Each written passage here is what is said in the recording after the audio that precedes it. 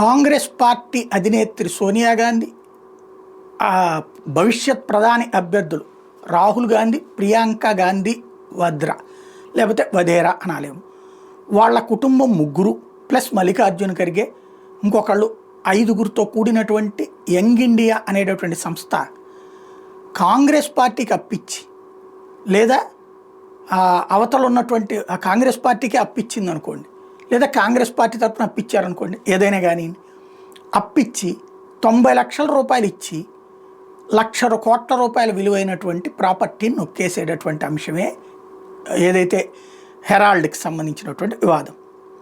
National హెరాల్డే కాదు, అది ఉట్టి నేషనల్ హెరాల్డే చెప్తున్నారు. దేశవ్యాప్తంగా ఆ నేషనల్ హెరాల్డ్తో పాటుగా ఉన్నటువంటి ఆస్తులు చాలా ఉన్నాయి. లైక్ ఇదివరకు గుళ్ళకి ఇప్పుడు మసీదులకు వఫ్కి ఇచ్చినటువంటి స్థలాల తరహాలో నేషనల్ హెరాల్డ్ కొంతమంది తమ ఆస్తులు రాసిచ్చారు. ఆ ఆస్తులన్నిటి మీద నెలకొస్తున్నటువంటి అద్దె దగ్గర 10 కోట్ల రూపాయలు. ఈ 10 కోట్ల రూపాయలు వీళ్ళే తింటున్నారు.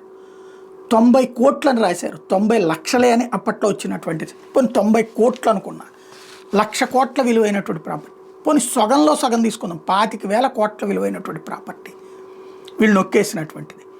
దాని మీదన ఇప్పుడు ఈడీ అటాచ్మెంట్కి ఇస్తే అది కాంగ్రెస్ అంతానికి కుట్రంట, కాంగ్రెస్ పార్టీ నాశనం చేయడానికి కుట్రట. ఇది కాంగ్రెస్ పార్టీ తాజాగా ప్రచారం చేయడం ప్రారంభించింది కపిల్ సిబల్. ఇంతకుముందు కాంగ్రెస్ తరపున రాజ్యసభ సభ్యుడే, ఇప్పుడు వేరే పార్టీ తరపున అయినటువంటి. అంటే ఇది ఒక ప్రాపగాండా తీసుకొస్తారు. అసలు పాయింట్ ఏంటి, అది నేషనల్ హెరాల్డ్ ఆస్తి ఎవరిది? దేశపు ఆస్తి. దేశపు ఆస్తి దానికి ఇచ్చారు, ఇచ్చేయచ్చు కదా దేశానికే.